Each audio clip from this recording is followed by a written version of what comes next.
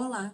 Hoje nós vamos apresentar a nossa revisão narrativa, cujo título é Enfisema pulmonar induzido pela exposição à fumaça. Nós somos do grupo de tutoria 4, o nosso tutor é o Dr. Denício, e os integrantes do nosso grupo são Carolina, Darielle, Emanuele, João Lucas, Samanta, Tércio e Valéria. Então, a nossa apresentação vai tratar sobre o enfisema pulmonar induzido pela exposição à fumaça. E esse enfisema, ele é uma doença crônica que envolve a destruição dos alvéolos pulmonares, o que resulta na perda de elasticidade dos pulmões e também na redução da capacidade de troca gasosa. Embora a principal causa seja a exposição prolongada à fumaça de tabaco, a fumaça de biomassa também contribui significativamente para o desenvolvimento e progressão da doença. O enfisema pulmonar tem como base um processo de desequilíbrio entre enzimas proteinases, que degradam o tecido pulmonar, e as enzimas antiproteinases, que protegem este tecido. Este desequilíbrio leva à destruição de fibras importantes, como a elastina e o colágeno. Então, uma exposição contínua à fumaça induz a inflamação crônica e o estresse oxidativo, que vai agravar o dano alveolar. Em indivíduos com deficiência de alfa-1 antitripsina, este processo é acelerado, causando uma maior destruição do tecido pulmonar. O diagnóstico precoce do enfisema é fundamental para conter a progressão da doença. A espirometria é uma ferramenta muito utilizada, mas ela tem suas limitações quanto ao diagnóstico precoce, principalmente nos estágios iniciais. A tomografia computadorizada, por outro lado, é capaz de identificar alterações estruturais nos pulmões, mesmo naqueles indivíduos que ainda não tenham uma perda significativa da função pulmonar. Além disso, a oscilometria de impulso tem emergido como uma ferramenta complementar valiosa, principalmente para avaliar as pequenas vias aéreas. Dessa forma, o objetivo desta revisão é analisar os principais aspectos do enfisema pulmonar induzido pela exposição à fumaça, com ênfase na sua epidemiologia, nos mecanismos fisiopatológicos envolvidos, nos métodos de diagnóstico e nas estratégias terapêuticas. A justificativa para essa revisão está na alta prevalência do enfisema, especialmente entre pessoas fumantes e entre pessoas expostas à fumaça de biomassa, e também no seu impacto significativo na saúde pública. Além disso, reforçar a importância desse diagnóstico precoce é fundamental para melhorar os cuidados com a doença e também a qualidade de vida dos pacientes, além de destacar a necessidade de políticas de prevenção mais eficazes. Bom, agora eu vou falar um pouquinho sobre a metodologia que foi utilizada no nosso artigo. Aqui nós tivemos como autor principal Lakatos e Marconi, e o nosso artigo, ele é uma revisão bibliográfica sistemática, em que nós buscamos aprofundar os conhecimentos sobre o objeto de estudo e não somente replicar ideias. Então, a respeito da epidemiologia do enfisema pulmonar, vamos abordar então a respeito de alguns dados epidemiológicos, tanto em um cenário global como em um cenário brasileiro, como também fatores de risco e prevalência do enfisema pulmonar, que é uma das manifestações mais prevalentes, da doença pulmonar obstrutiva crônica, a DPOC. Olhando para um cenário global, a DPOC está associada ao tabagismo e à poluição ambiental, e é uma das principais causas, de morbidade e mortalidade. Em 2019, a gente tem um dado que afirma que cerca de 391,9 milhões de pessoas em todo o mundo apresentavam casos de DPOC, com uma prevalência variando para cada região. A média global, então, entre as pessoas de 30 a 79 anos era de 10,3% em um outro estudo de 2022. Já observando para um cenário no Brasil, a DPOC ela entre o ano 2000 e o ano 2019, a taxa de mortalidade dessa doença caiu cerca de 25,8%, com variações regionais e sazonais, sendo a mais alta principalmente no Sudeste, no Sul e no Centro-Oeste. Outro dado afirma que em São Paulo, a prevalência da DPOC foi de 4,2%, com tabagismo e idade avançada como principais fatores de risco. Esses dois estudos, um do ano de 2011 e o outro do ano de 2022. Já a respeito da prevalência e dos fatores de risco, a prevalência do enfisema pulmonar varia conforme esses fatores. Então, os dados dos artigos que nós encontramos afirmavam, por exemplo, que em fumantes da Itália foi de 26,6%, e em pessoas com HIV, 23%. O principal fator de risco, então, é o tabagismo, além da predisposição genética, poluição do ar, como fumaça, que boa parte dos artigos traziam o tabagismo junto com a fumaça, e idade avançada, além de alguns fatores ocupacionais.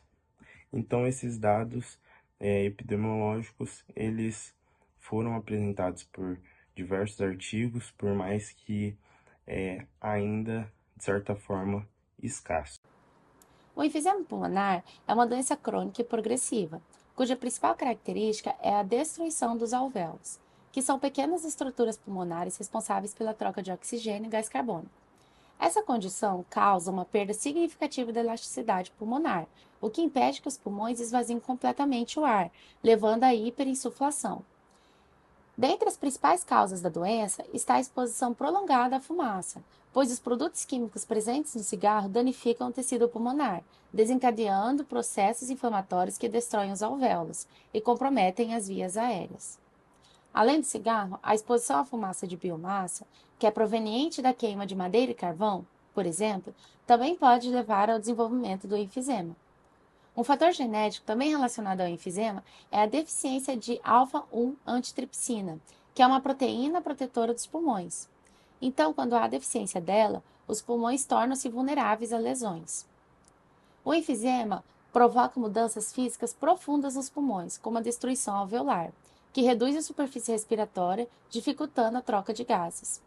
Também ocorre a fibrose e o remodelamento das vias aéreas, pois a inflamação crônica leva ao endurecimento e ao espessamento das paredes das vias aéreas, processo chamado de fibrose. Já o remodelamento estreita as vias aéreas, tornando a passagem de ar mais difícil e agravando os sintomas respiratórios. Também ocorre a hipersecreção do muco, como uma reação à inflamação, o que pode bloquear as vias respiratórias, além de reduzir a função respiratória. Como consequência de tudo isso, o pulmão perde ali sua capacidade de expandir e contrair adequadamente, o que resulta em dispneia. Dentre os processos biológicos apresentados pela patologia está o desequilíbrio entre proteinases e antiproteinases.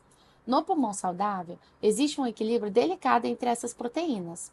No enfisema, ocorre um desequilíbrio. As proteinases, especialmente a elastase, passam a atuar de maneira descontrolada, superando a ação das antiproteinases, o que leva à destruição do componente da matriz extracelular, em especial o colágeno e a elastina, que são componentes estruturais que proporcionam resistência e elasticidade aos alvéolos, que, quando destruídas, fazem com que os alvéolos percam sua forma e colapsem.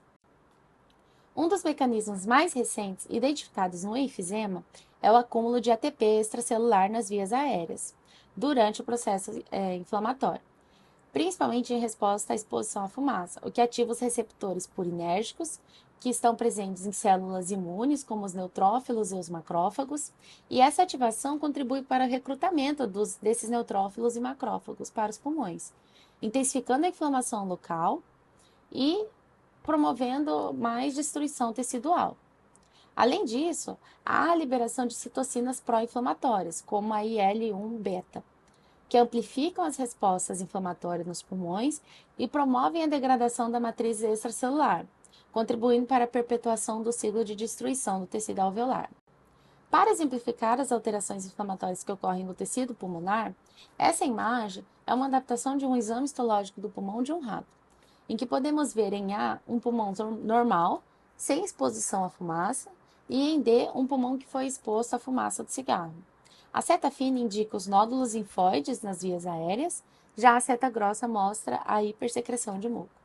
É importante conceituar que esse processo de degradação do tecido pulmonar possui alta complexidade, em virtude da grande quantidade de enzimas e proteínas envolvidas. Além disso, também são conceitos importantes nesse processo os de imunidade inata e imunidade adaptativa. A imunidade inata ocorre pelo reconhecimento por receptores especializados de estruturas que são comuns a micro-organismos. Essa imunidade inata ela pode vir a sofrer alterações, como estresse oxidativo, alterações nos sinais que são recebidos pelos receptores e alterações na produção de proteínas sinalizadoras. Essas alterações vão levar a uma disfunção na produção de enzimas. Já a imunidade adaptativa consiste no desencadeamento de resposta autoimune em virtude de uma patologia subjacente, como seria o caso de uma asma crônica não tratada. Essa imunidade adaptativa possui grande complexidade em virtude da grande variedade de genes envolvidos e possui ação lenta e prolongada, podendo persistir por anos mesmo após a cessação do estímulo nocivo. Além disso, cabe citar que as células inflamatórias não são as únicas responsáveis pela produção de proteases, tendo em vista que células estruturais, como as do epitélio e do endotélio, também têm participação nesse processo, haja vista que elas também são capazes de liberar substâncias ao contato com estímulos nocivos. Além disso, os fragmentos de elastina que são liberados pela destruição dessas células também vão servir como sinalizadores para células inflamatórias que vão ser atraídas para essa região lesada, potencializando assim a degradação estrutural dos septos alveolares. Isso sugere uma ação conjunta das células estruturais e inflamatórias na liberação das proteases. Bom, quanto à exposição crônica à fumaça, ela vai levar a uma ativação das células do sistema imunológico, que por sua vez vão liberar enzimas proteolíticas, que podem vir a liberar antígenos. Os antígenos vão ser reconhecidos por células especializadas, que vão ativar as células T, que por sua vez vão induzir a diferenciação das células do tipo B. Ocorre também a liberação dos macrófagos, que leva a uma degradação ainda maior do tecido. Esse ciclo de ataque autoimune desencadeado pela exposição contínua à fumaça leva à destruição alveolar e o desenvolvimento do enfisema. E no caso do tabagismo, mesmo após a cessação do vício, muitos fumantes continuam a apresentar inflamação pulmonar crônica, que em muitos aspectos demonstra níveis de desregulação inflamatória semelhantes àqueles vistos no envelhecimento extremo. O mecanismo subjacente desse rápido envelhecimento pode estar relacionado ao aumento de mediadores pró-inflamatórios e respostas imunes contra autoantígenos, aumentando assim o envelhecimento pulmonar. Por exemplo, um estudo que investigou a imunossenescência em fumantes através da estimulação de funções de neutrófilos e linfócitos em resposta a lipossacarídeos encontrou comprometimento tanto da imunidade adaptativa quanto da inata. Além disso, vale citar que usuários de tabaco são altamente suscetíveis a infecções virais e bacterianas, causando assim uma exacerbação dessa doença, o que vai causar, obviamente, a sua progressão. O diagnóstico de enfisema pulmonar, especialmente em pacientes com histórico de exposição à fumaça, geralmente ocorre após a manifestação dos primeiros sintomas, que são principalmente a falta de ar após exercícios físicos leves e a tosse. E a confirmação do diagnóstico é feita por exame de imagem e o principal é a tomografia computadorizada, que é um recurso utilizado para identificar essas alterações pulmonares características da doença. A tomografia computadorizada ela é amplamente reconhecida como padrão ouro para diagnosticar o enfisema, principalmente porque ela tem a capacidade de visualizar diretamente as mudanças estruturais e físicas no pulmão. Isso permite identificar o enfisema nos seus estágios iniciais, também consegue identificar, claro, o grau do enfisema, seja leve, moderado ou grave, e também diferenciar os subtipos do enfisema. Isso permite uma avaliação mais precisa, né, para que possa ser feito um tratamento e um cuidado personalizado para cada paciente. Na tomografia computadorizada, é possível identificar o enfisema porque a destruição alveolar provoca uma redução da densidade, formando essas áreas escuras sinalizadas com as setas nessas imagens, que é possível ver nesses exames de tomografia, né? O exame também permite diferenciar os subtipos de enfisema, sendo, no caso, as setas vermelhas, nessa imagem 1, indicando um enfisema centrolobular, porque a redução da densidade é na região central do pulmão. Já na imagem 2, se caracteriza o enfisema paraseptal, porque as áreas escuras estão nas margens dos pulmões, como mostram as setas roxas, né? Então, essa é a diferenciação desses dois subtipos. Porém, na imagem 3, é possível perceber essa associação dos dois subtipos, uma condição um pouco mais grave que as outras, e também identificando que é possível ter vários subtipos em uma mesma pessoa, dependendo da gravidade. Já na imagem 4, é uma situação gravíssima, né? De enfisema panlobular, que seria outro subtipo. São formadas essas bolhas gigantes, como nessa seta cinza, né? Ela é formada numa condição mais avançada da doença, onde essas pequenas bolhas, essas pequenas áreas de baixa densidade de destruição, elas se unem formando uma bolha gigante, que é aí identificando uma destruição alveolar muito avançada. Além de identificar o enfisema, a tomografia também consegue detectar outra condição frequentemente associada à exposição à fumaça, que é o aprisionamento de ar. Essa condição ocorre quando o ar fica preso nos pulmões durante a expiração, então o pulmão não consegue expulsar todo o ar e não consegue esvaziar completamente durante a expiração. Então nessa imagem a gente consegue ver nas partes em amarelo, que seria o aprisionamento de ar durante a expiração, e na parte em laranja a gente consegue ver o enfisema, ali na imagem B, em laranja. É o enfisema paraseptal, junto com um aprisionamento de ar muito grande, e na C, um enfisema panlobular, também com muito aprisionamento de ar. Isso indica um comprometimento adicional da função pulmonar em pacientes que são expostos à fumaça. Dessa forma, além de diagnosticar precocemente o enfisema e evitar a evolução dessa doença, a tomografia computadorizada ajuda a prever quais pacientes estão em maior risco de deterioração clínica e também quais pacientes podem necessitar de uma intervenção mais intensiva, mais personalizada, e que é possível cuidar do paciente de forma única e, em cada condição, um tratamento específico. Quanto ao tratamento do enfisema pulmonar, é importante salientar que se trata de uma doença crônica que não tem cura. Porém, os tratamentos existentes têm como objetivo principal a melhora da qualidade de vida do portador dessa DPOC, minimizando assim os danos causados pelo avanço da doença. O tratamento do enfisema pulmonar se baseia em dois pilares, o tratamento farmacológico e o não farmacológico, que devem ser empregados de forma conjunta. O não farmacológico consiste em uma série de medidas que não têm relação com o uso de medicamentos, mas que são fundamentais no tratamento. Dentre essas medidas, as principais são: parar de fumar. É uma ação importantíssima, porque o tabagismo é a principal causa do enfisema pulmonar e é extremamente importante para estar evitando a progressão rápida da doença e as exacerbações mais agudas. Manter uma rotina de exercícios físicos também é muito importante. Mesmo sendo um grande desafio perante a própria sintomatologia da doença, se esse paciente ele consegue se exercitar em pequenos períodos e até mesmo com pouca intensidade, já vai estar ajudando muito na melhora da falta de ar e na qualidade de vida. A vacinação. Todos os pacientes com DPOC, eles devem manter as suas vacinas atualizadas, principalmente as vacinas contra influenza, Covid, a antipneumocócica, porque essas vacinas também vão contribuir para a redução dos agravos e para a prevenção das possíveis complicações de origem infecciosa, aumentando assim o tempo de vida do paciente. A reabilitação pulmonar, que inclui a prática supervisionada de exercícios de fortalecimento dos músculos respiratórios, é muito eficaz no controle e na redução principalmente das sequelas causadas pelas complicações respiratórias, e também é muito utilizada. Quanto àqueles pacientes que acabam evoluindo por uma grande perda da capacidade de troca gasosa e acabam apresentando uma aguda dificuldade respiratória, a oxigenoterapia e a ventilação não invasiva acabam sendo indicadas. Quanto ao tratamento farmacológico, são usados principalmente as medicações inalatórias, como os broncodilatadores, de curta e de longa duração, que vão ser utilizados para estar prevenindo e reduzindo os sintomas, porque eles são capazes de alterar o tônus da musculatura lisa das vias aéreas, além de estar facilitando o fluxo respiratório, causando uma dilatação dessas vias e reduzindo a hiperinsuflação pulmonar.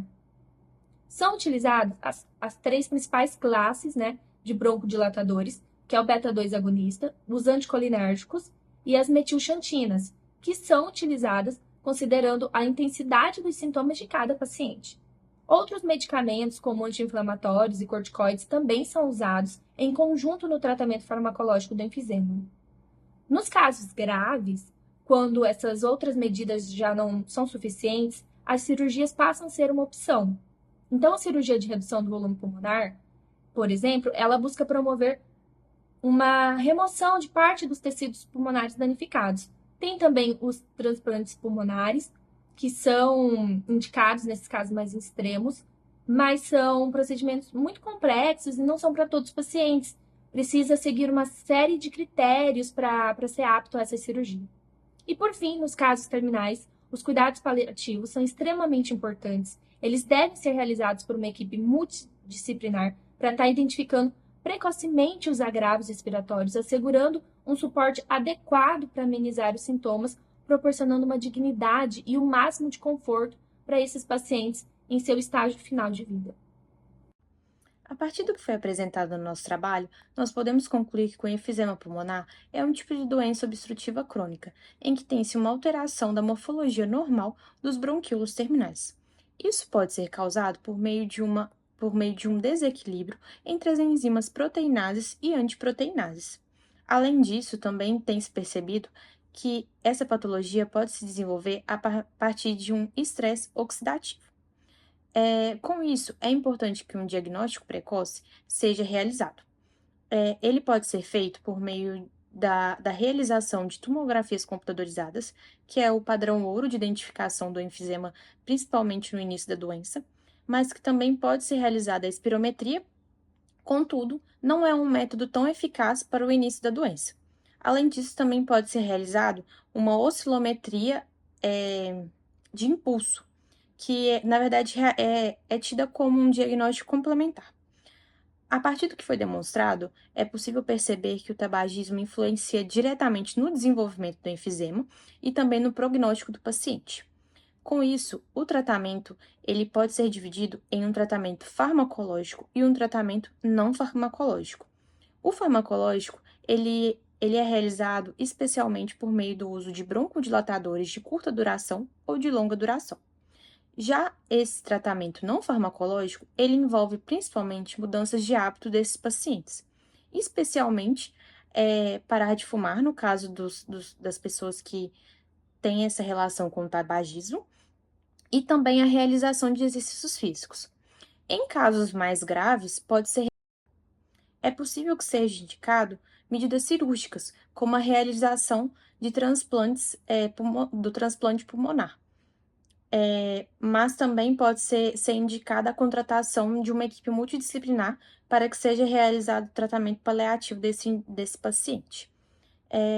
Por meio de tudo que foi apresentado, nós podemos concluir, então, que essa relação da fumaça, ela influencia diretamente no desenvolvimento dessa doença do paciente, e com isso é importante que novos estudos relacionando tanto o enfisema pulmonar com a questão da fumaça e do tabagismo sejam realizados para que novas medidas de tratamento e de prevenção sejam alcançadas e que tenha-se uma melhora na qualidade de vida e na prevenção dessas doenças.